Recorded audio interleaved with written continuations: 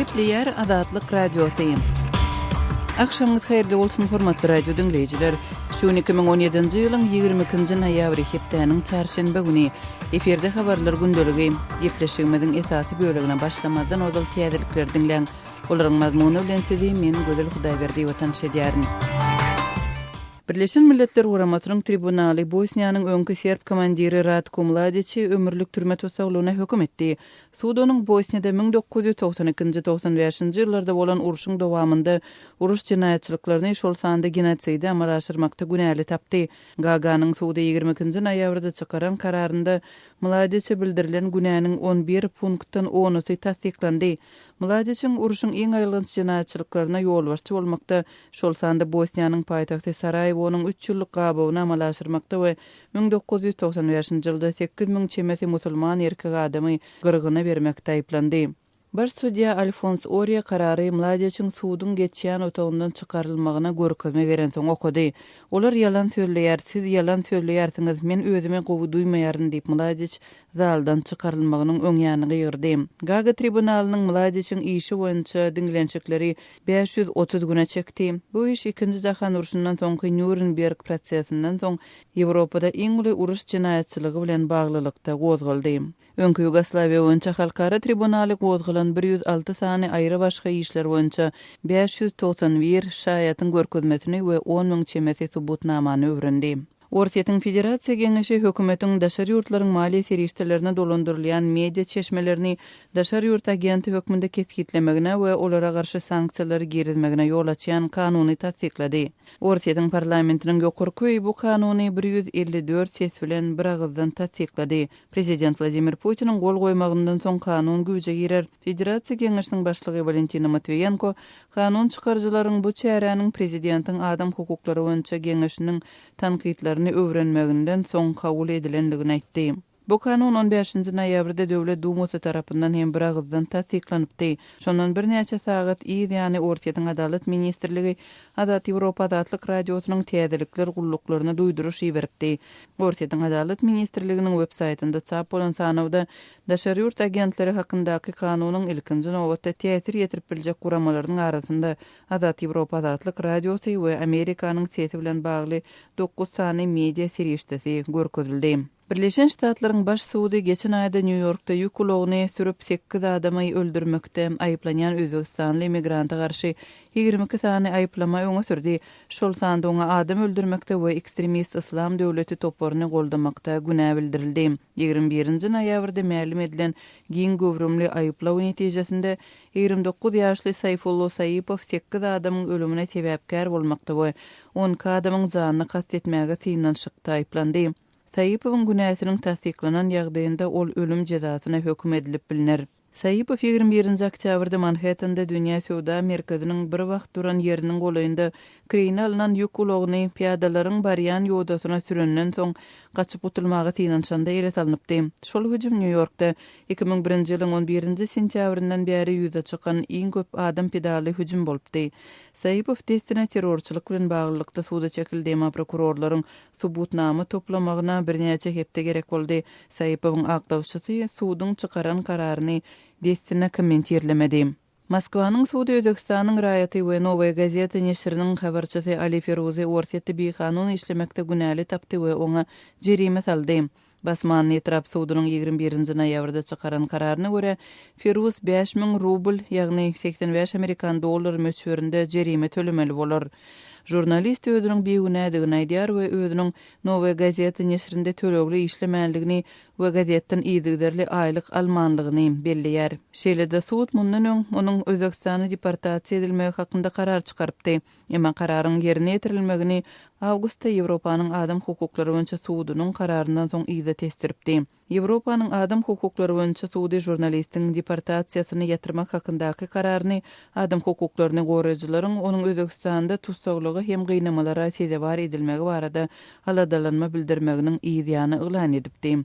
Geçen ayda Moskvanyň Suudi immigrasiýa resmiýetleriniň Firuzun Gaçywatalga sonra beden ýüzlenmesini 2015-nji ýylda ret etmegine salgylanyp jurnalistiň Özbekistanda özüne hop awanýanlygy hakyndaky aýdanlaryny subut edip bilmänligini belledi. Hormatly radio dinleýijiler, siz günüň käbir täzelikleri bilen tanyş bolduňyz. Biz gepleşigimizi dowam etdirýäris.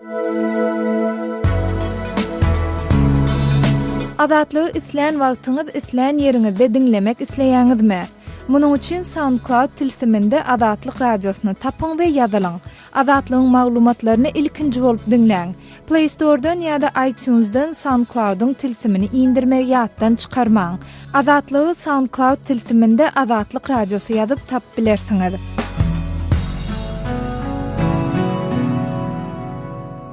Gepleýär Adatlyk radiosu. Efirde habarlar günnüligi bilen men Ýogsun Nurwan. Türkmenistanyň söz pikir aýtmak mümkinçiliginiň barha beter gysylmagy dowam edýär.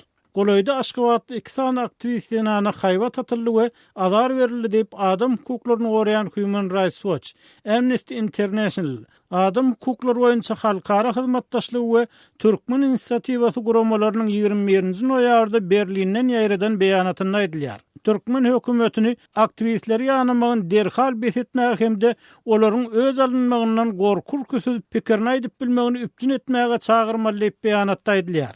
14-nji noýabrda 2 san nätan şerkek 68 ýaşyndaky garaşy jurnalist Soltan Asylowanyň ýerine düşdi we onu gaýta maskaralap haýwat atdy. Şol günüň ertesi haýwan hukuklaryny goraýjy 52 ýaşly aktivist Urus dilindäki sosial media ulgamy bolan Odnoklassniki Urus saýtynda tanqydy pikirlerini aýdýan Galina Kucharenko hem tutsak etmek haýwat atyldy.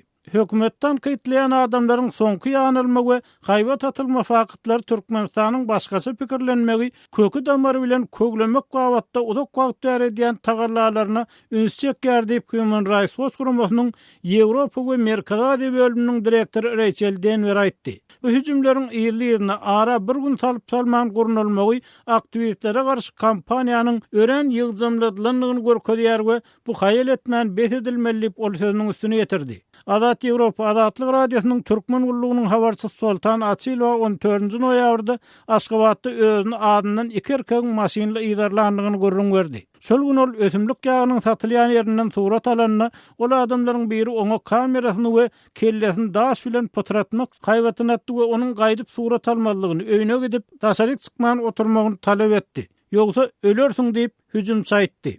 Bir megerem jurnalistlik işini besetdirmek üçin Asylowa iýul aýyndan bäri atylan ýygyderli haýwatlaryň we beýleki ýanamalaryň soňkysy bolup durýar. Ol özüniň häkimetler tarapyndan hem işi gözegçilik astyna saklanylýanlygyny aýdýar. Soňky ýyllarda Asylowa hemde onuň Adatlyk radiosyna kärdeşlerine öz işler üçin gaýta haýwat atyldy. Asylowyň öýündäki internet aragatnaşygy baglandy. El we öý telefonlary işlemedi ýaly edildi. Kucharenko Human Rights Watch guramasyny polisiýa resmiýetiniň 15-nji noýabrda özüne telefon edip polisiýa bölümine gelmegini talap edenligini görüň berdi. Polisiýa resmiýeti başga bir tanaýan aktivistiniň üstünden şikaýet edenligini hamala özüni haýsy Amerikan jurnalyna habar bermäge mejbur etmekde aýplandygyny aýdypdyr. Human Rights Watch guramasy bu aktivistin odal oktyabr aýyna polisiýa tarapyndan ýanalanyny barada maglumat aldy. Munyň üstüne ol biraz soň Kucharenko özüniň hiç şikaýet etmänligini aýtdy diýip hukuk goraýjy guramanyň beýanatyny aýdylýar. Polisiýa resmiýeti telefon edenden 15 minut soň Kucharenko'nun öýüne 4 san erkek gelýär we olar onuň gapysyna kakyp polisiýanyň çakyly katyna gol çekmegini talap edýärler we mundan boyun gaçyrmaga hakynyň ýokdugyny aýdýarlar. Kucharenko gapyny açman çakyly katyny gapyda goýup gitmeklerini soraýar we olar 25 minut durup getiren kagazlaryny gapyda goýup gidýärler.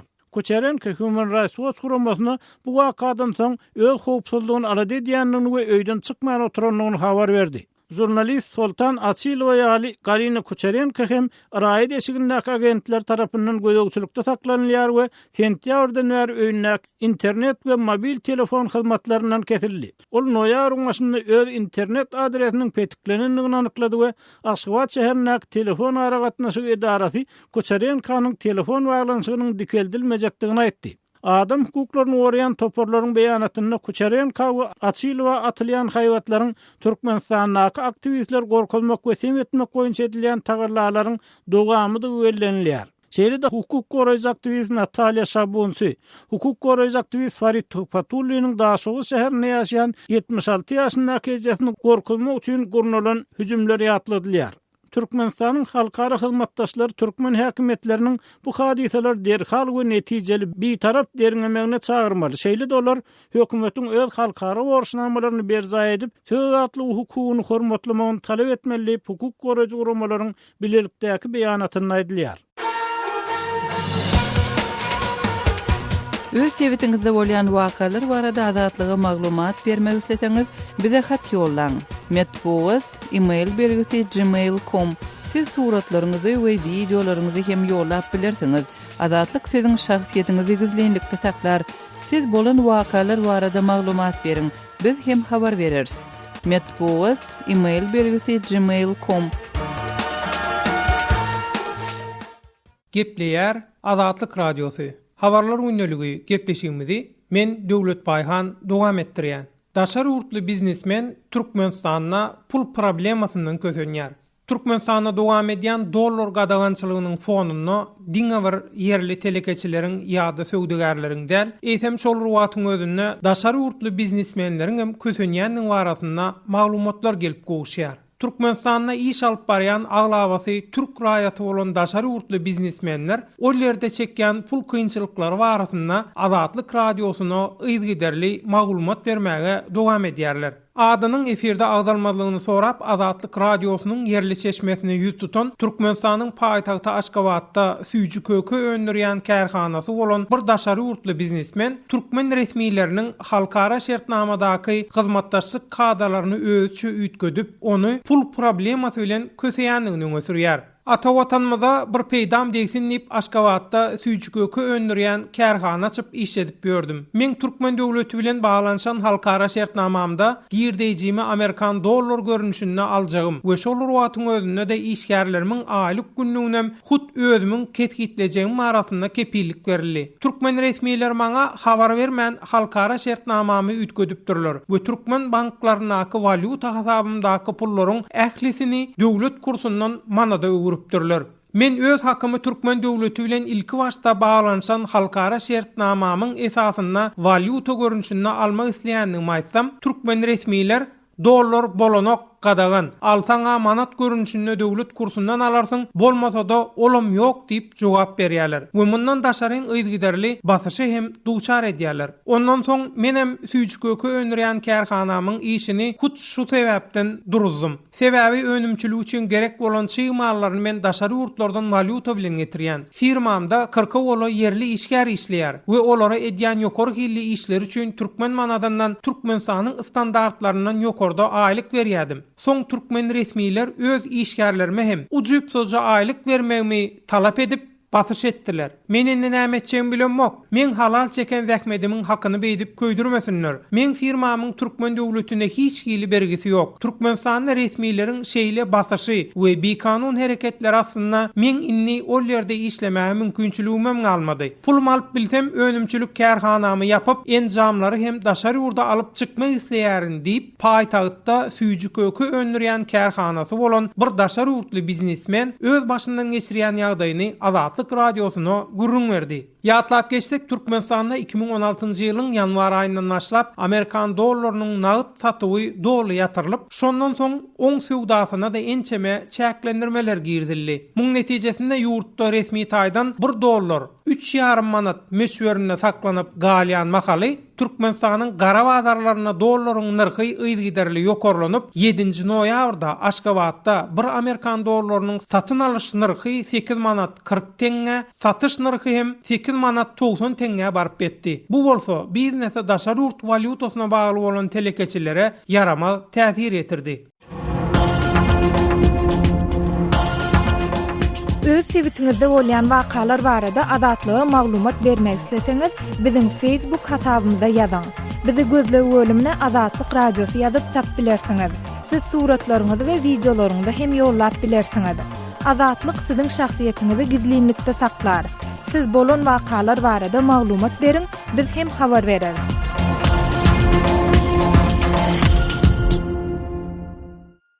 Gepleýär Azatlyk Radiosu, hormatly dinleýijiler, eferde siz bilen men Hudaýberdi Hally.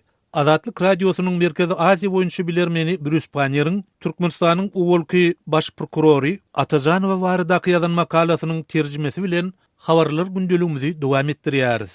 Atazanowa 1991-nji ýylda Sowet Soýuzy dargan makaly baş sülçülügiň işgäridi. Türkmenistan garaşsyzlygyny alanyna ol hem şo bada ýurdun baş sülçüsiniň kömekçisi wezipesine bellendi. 1995-nji ýylyň 3-nji aprelinde bolsa ol baş sülçü wezipesine bellendi.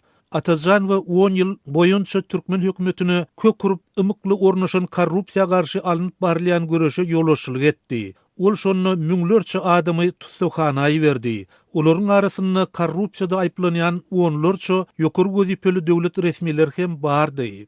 Döwlet kanaly ýygy-ýygydan Atajanowanyň ýokary wezipeli döwlet ýoldaşlarynyň öňünde korrupsiýadan aýplanýan resmiler baradaky edýän çykyşyny görkezýärdi. Atazanowa şonu owaldan günäli hasaplanyp goýulan ýokary wezipeli resmilerin aýplamalaryny we olara garşy görülmeli mal mülküni döwletiň hasabyna geçirmegi, azatlykdan mahrum etmegi ýa-da Türkmenistanyň çetinäki bir ýere sürgün etmegi ýaly çäreleri diýseň sowukkanlyk bilen okaýady. Atazanowa şol bir wagtyň özüni hökümet resmilerini hem ýazarlamagyny dowam etdirdi. Atazanowa 2003-nji ýylyň mart aýynyň eden çykyşyna 34 sany owalky hökümet resmisiniň, şol sanyna 2 sany premier ministriň ornwasarynyň, gorunmak ministriniň, energiýa ministriniň we onuň ornwasarynyň hem korrupsiýadan we döwlet emlegini öz hasabyna geçirmekden günäli tapylandygyny aýdyp, olaryň çetleşdirilen sürgün ýerine iýerilendigini belledi. 2003-nji ýylyň dekabr aýynda Hut Atajanowanyň özüniň neşe sewdasyna güman edilip, öý tutsaglygyny saklanýanlygy barasynda gurrunlar ýaýrady. 2005-nji ýylyň ahyrynda Atajanowa 58 ýaşynda hurmatly dyn jalşa çykdy. Bu bolsa onuň soňky ýagdaýlarynyň düýp göter özgörmegine getirdi. 2006-njy ýylyň aprel aýynda ony neşe sewdasyna aýplap göz astyna aldylar. Onun ýa-da hökümet tarapyndan berilen beýannamada Atajanowanyň 13 sany jaýynyň, kerpiç öndürýän kärhanasynyň, tüw arassalyan degirmeniniň, 5 sany awtologynyň, 3 traktorynyň, buldozeriniň, 2 sany guruluş kranynyň, 40 hektar mülküniň, 6 milyon dollardan gowrak pulunyň, 2000den gowrak gara malynyň we içinde nämäniň bardygy aýdylmaýan 30 000 humyň döwletiň hasabyna geçirilenligi ma'lum edildi.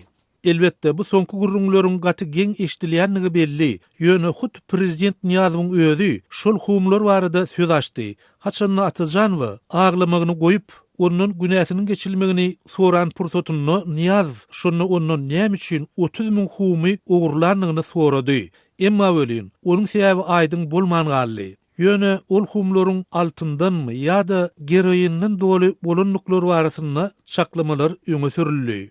Atajanowany tutsuk etdiler. Derine hem suud edip desine cezasyny berdiler. Ýöne hadisa munyň bilen gutarmady. Nikolay Gavrilov şonu döwlet howpsuzlyk gullugynyň neşe garşy görüş bölüminiň baýry işgäridi. Şol mahal hut onuň özüniň Atajanowanyň neşe sewdasyny edýänligini anyklap ony ýokary getirendigi çak edilýär. Gavrilov we onuň aýaly 2006-njy ýylyň 8-nji noýabrynda Aşgabatda öldürildi. Olaryň janyny kast edenler bolsa tapylmady. Gurbaniýew Atajanowanyň işi Merkezi Aziýada korrupsiýa garşy alınıp barylýanlygy aýdylýan ýasama görüşiň bir misaly. Ol onlarça hökümet resmileriniň azatlykdan mahrum edilmegine ýardam berdi. Atajanowa 2006-njy ýylda Daşowuzdaky aýallar tutsakhanasyna berildi. Bu Türkmenistanyň demir zenany barasynda alynan iň soňky tasdiklanan habar boldy. Hormatly dinleyijiler, bu ýerde awtoryň beýan edýän pikirleri we öňe sürýän garaýşlary Azatlyk Radiosynyň pozisiýasyny aňlatmaýar. Gepleýär Azatlyk Radiosu. Gadyrly dinleyijiler, Azatlyk Radiosu türkmen raýatlarynyň haýyşlary esasynda olaryň prezidenti öz problemleri baradaky arzularyny eşdirip bilmeklerine mümkinçilik töretmek maksady bilen hormatly arkadagatly ýürüýte rubrika başlaýar. Bu rubrikasyny siz öz kynçylyklaryňyzy beýan edip, olary efir arkaly eşitdirip, şeýle de Azatlygyň web saýtyna, sosial ulamlardaky sahypalaryna çap etdirip bilersiňiz. Siz öz hatlaryňyzy Azatlyga hat üstü bilen telefon arkaly biziň ýerli habarçylarymyzyň üstü bilen ýetirip bilersiňiz.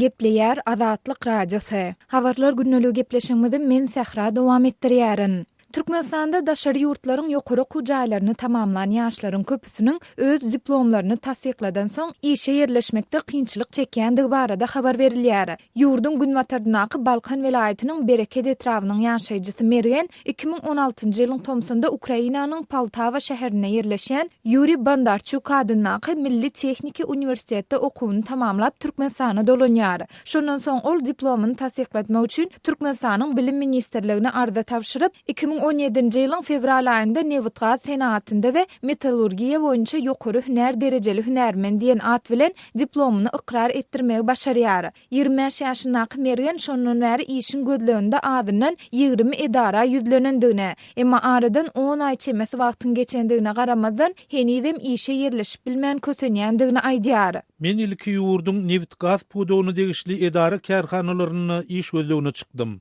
Ve Türkmenbaş şäherindäki Usma Pasyologunaky neft aktarıcı treste bardım. Bu ýerde maňa bizde iş ýok diýdiler. Şondan soň men Türkmenbaşdaky nefti gaýtadan işleýän zawodlar toplumuna bardym. Bu zawodyň ýuristi maňa sen gelipsiň bolýan. Birinciden iş ýerimiz ýok. Ýöne bolaýanda da biziň zawodymyza işe girmek üçin iki şerti berja etmeli. Birinciden pasportda Türkmenbaş şäherine ýazgyda duran bolmaly. İkinciden, sen Türkmenistanda bilim alan olmaly. Eger bu uğur boýunça daşary ýurdun ýokary okujaýlaryny okan bolsaň, onda seni iş alyp bilmeýärsiz diýip meni ýygyma gaýtardylar. Dip Mergen gurrun berdi. Şeýledol özüniň Gyýanly şäherçesindäki Esenuludaky, Gamyşlyja Newitdäki, Ekerimdäki zawodlary we beýleki edara kärhanalary hem ýüzlenendigine, emma olaryň ählisinde özüne şol bir ýagny bizde iş orduny ýok diýen jogabyň berilendigini sözüniň üstüne goşdy. Men olara öz ýagdaýlarymyzy düşündirjek boldum. Ýagny meniň kakam ýok.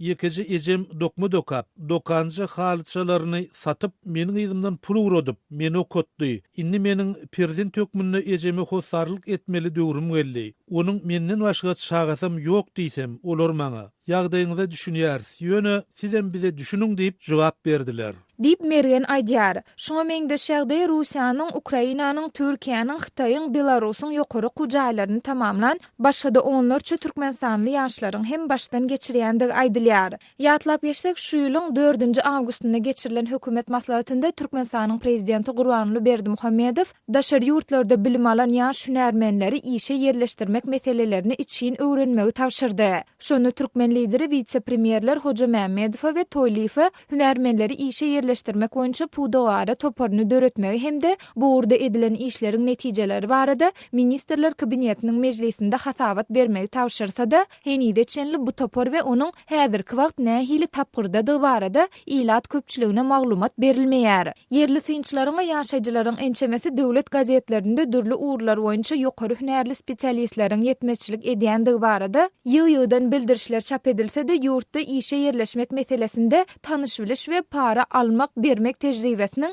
giňden ýaýrandygyny, şol sebäpli ýaşlaryň köpüsiniň işin gözleginde daşary ýurtlara gitmäge mejbur bolýandygyny aýdýarlar.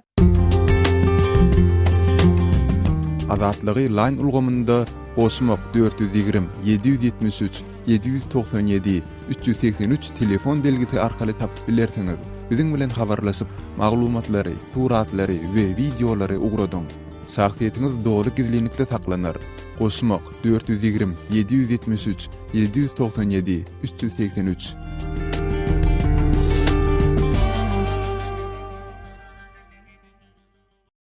Gepleýär Azatlyk Radiosu. Eferde habarlar gündelik bilen men Şaýmyrdan Gulumrady Kabuldan. Awgan türkmenleriniň raýdaşlyk kengeşi tarapyndan Kabulda maslahat geçirildi. Oňa Demirgazyk Awganystanyň durly welaýatlarynyň ýaşullar gatnaşdy. Türkmenleriň ykbaly bilen bagly meseleler ýygnakda ara alınıp maslahatlaşyldy. Awgan türkmenleriniň 3 şorasy bar. Raýdaşlyk kengeşiň başlygy Hacı Mürda awgan türkmenleriniň kynçylyklarynyň çözgüdi boýunça şoralaryň iş bitirip bilmändigini boýun aldy. Ýöne gelecekde parlament hem yerli kengeşlikleriň saýlawlaryna türkmenleriň hem aktiv gatnaşmagy boýunça alada edilýändigini Hacı Mürda gurrun berdi. Hormatly radio dinleyijiler, Hacı Mürda bilen geçirilen söhbetdeşligi size hödürleýär. Birinci minnettarlyk bildiren Azatlyk Radiosyna bilişiňiz ýany mana türkmen milletem hiç bir hak hukuk bermediler. Soň şoralar urşaldy. Bir näçe şora boldy türkmenlerden. Hazır menemçe bir şoranyň başlygy. Amma meniň bilişime görä bu şora türkmenleriň derdine bir dogaý boljak zat däl ekeni. Türkmen wekilleri bolup türkmenleriň ukal bilen bagly ýygnaklaryň geçirýäňizmi? Hawa mana şu gün görüşüňiz ýani türkmenler Awganistanyň her ýerinden jem bolan ýüzlerçe adam. Munda ýene-dem gelecekde biz başlanjy millet katta gowm 4 milyon Türkmen var. Millet bilir Awganistanda ama parlamentda bilir köp az görünýär. Çünki 3 nefer 4 nefer az Türkmenler için biz başlanjy gowm bolsak, iň barsydan bizden 20 sanak Türkmen wekil boluşy gerek. Şu ýygynda hemme Türkmenler bolup gelýän parlamentda köpürek Türkmen wekil çykarsak. Awgan türkmenlerinden vilayet geňeşine de deputat saýlanmady Balyk vilayatyndan. Bunyň sebebi näme size göre? Onun sebebi şu bizde bir rahberi teşkilat siyasimiz bir parti siyasimiz ýoklugyňdan. Bilýärs hemme şu Balyk vilayatynda 38% Türkmen var ama bizlerden hiçbir Türkmen wekil şoray vilayata çykyp bilmedi. Yani bizde eýe ýokda, eýe bolmandan soň her kim elurýar. Ya mesela bir 5 gram pul berýärler, senem kandidat, bu kandidimiz köp eltýärler. Düşünjämiz köp az bolandan soň bizleriň raýymyzy başga milletler alyp gitýär. Şo üçin Balyk vilayatyndan çykyp bilmän galdy. Nesip bolsa şoray vilayata 21 adamdan hiç bolmasa biz 6-7 sanak Türkmen şoray vilayata gelecekde çykarat nesip bolsa. Demirgazyk Awganistanda da howpsuzlyk şertleri yaramazlaşýar. Talip bolanlar bar, 5 rupiýa pul tapjak üçin giden öýle. Men pikirimçe Türkmenler hiç biledem döwletiň garşysynda bolmaýar. Bu bolmasa erte adaşanlaryň pes ýene ýoluna gelerler inşallah. Bilişiňiz ýani Türkmenler şu Granysada ýa Serhat Türkmenistanda asasan köprek Türkmenler ýaşaýardy. Ony Türkmenler bilýär. Türkmenistan biz için katta ulubaq Türkmen onda bayrağı alıp oturuyor. Türkmenistanyň o bizler için köp önümlü fikir etýärler. Türkmenler düşünýärler. Hiç wagtda da Türkmen Granysyndan Türkmenler tarapyndan Türkmenistana hiçbir zarar yetmez inşallah. O yetirmene dem hiç bile biz yol vermez. Gepleýär Azatlyk Radiosy. Habarlar gündeligi Maksat Ataýew bilen dowam edýär. Orsiýanyň Federasiýa Geňeşi daşary ýurtly agentlikler baradaky kanun taslamany kabul etdi. Orsiýanyň Federasiýa Geňeşi hökümeti daşary ýurtlardan maliýeleşdirilen media kampaniýalaryny daşary ýurt agentlikleri hökmüni birligi almagy we olara garşy gadagançylyklary girdimäge ygtyar berýän kanuny tasdiklady. Rus parlamentiniň ýokary palatasy 22-nji noýabrda 154 agzanyň goldamagyny we bir sany saklanan ses bilen agzalýan kanuny bir agzdan kabul etdi. Indi bu kanun taslamasy gol üçin prezident Vladimir Putiniň dikkatyna ýetiriler. Federasiýa Geňeşiniň başlygy Valentin Matviyenko kanun çykarçylaryň prezidentiň adam hukuklary boýunça meclisiniň tanqidi berliklerini maslahatlaşan soň kanunyň kabul edilendigini ma'lum etdi. Tanqidi berliklerde agzalýan taslamanyň kemçilikleri aýdylypdy we munyň täzeden gözden geçirilmek üçin aşağı öýe uğrudylmagy soralypdy. Gurrun edilen kanunçuluk döwlet dumasyna geçirilen 3 maslahatdan soň 15-nji noýabrda bir agzdan kabul edildi. Kanunyň kabul edilmeginden bir näçe saat soň Adalet ministrligi Azat Ýewropa Azatlyk Radiosynyň habar ulluklarına duýduruş hatlaryny uğratdy. Hatlarda habar ulluklarının nähili çäklendirmeleri bilen %100 boljakdyklary aýdynlaşdyrylmady. Ýöne kanun çykarjylaryň aýtmagyna görä degişli media hirişdelerinden jekmejek maliýe hasabatlary talap edilip, olaryň çap edýän maglumatlaryna habaryň daşary ýurt agentliklerinden ýetirilendigini agzamak soralar. Orsiýetli resmiler käbir media hirişdeleriniň şol sanyny Azat Ýewropa Azatlyk Radiosynyň Amerikanyň sesi kanalynyň we Germaniýanyň Deutsche Welle media kampaniýasynyň daşary ýurt agentlikleri hökmüni tagmylanyp bilinjekdigini aýdýarlar. Halkara hukuk goraýjy guramalaryndan Amnesty International agzalýan kanunçylygyň orsiýetdäki media azatlyklaryna agyr zarba urjakdygyny aýtdy. Ýöne orsiýetli resmiler bu kanunyň içerki media ferişdeleri degişli däldigini aýdýarlar. Orsiýetli resmiler täze kanuny Birleşen Ştatlaryň Rus media kampaniýalaryna edýän basyşyna simmetrik jogap diýip häsiýetlendirýärler. Russiýanyň döwlet ýeçiligine Russia Today telekanaly Birleşen Ştatlardaky daşary ýurtly agentleri hasaba almak boýunça aktyň talaplaryna laýyklykda 13-nji noýabrda hasaba durdy. Yanvar aýyna Birleşen Ştatlaryň aňtaw agentlikleri ýurtda 2016-njy ýylda geçirilen prezidentlik saýlawlaryna Rus hökümetiniň täsir ediş kampaniýalarynyň çäklerini ortaýdyň Russia Today kanaly we Sputnik habar agentligi ýalan maglumat ýaýdy diýen netije gelen soň Birleşen Ştatlaryň Adalet departamenti Russia Today'den hasaba durmagy talap edipdi. Azat Ýewropa Azatlyk Radiosynyň 15-nji noýabrda ýaýradan beýanatyny ABŞ-da hereket edýän Rus mediýasy we orsiýetde iş alyp barýan Amerikan mediýasy boýunça ýagdaýlar aşy deňsizligine galýar diýdi. Russia Today we Sputnik Birleşen Ştatlarda öz işlerini azat erkin ýaýlama berýärler. Azat Ýewropa Azatlyk Radiosy bolsa administrativ basyşlar sebäpli öz ýaýlym şahamçylaryndan mahrum boldy hemde Azat Ýewropa Azatlyk radiosyna kabel ýaýlym mümkinçilikleri el ýeterli däl. Azat Ýewropa Azatlyk radiosynyň habarçylary ortaýetde gorkuzmalary we hatda fizik hüjümleri de sezewar bolýarlar diýilip Azat Ýewropa Azatlyk radiosynyň beýanatyny aýdylýar. Birleşen Ştatlaryň ortaýetdäki elçisi John Huntsman 17-nji noýabrda Azatlyk radiosynyň hemde Amerikanyň Sesi kanalynyň Moskwadaky idaralaryna baryp täze kanunçylygyň Birleşen Ştatlaryny aladalandyrýandygyny aýtdy. Ol islenlik azat ve demokratik jemgyýetde awadançylygyň we kuwatlylygyň hatyratyna erkin mediýanyň ýöreligleri aýratyn ähmiýetlidir diýdi. O 5-nji noýabrda Putiniň Dumadaky wekili agzalyan kanunçylygy öz administrasiýalarynyň goldaýanlygyny aýtdy.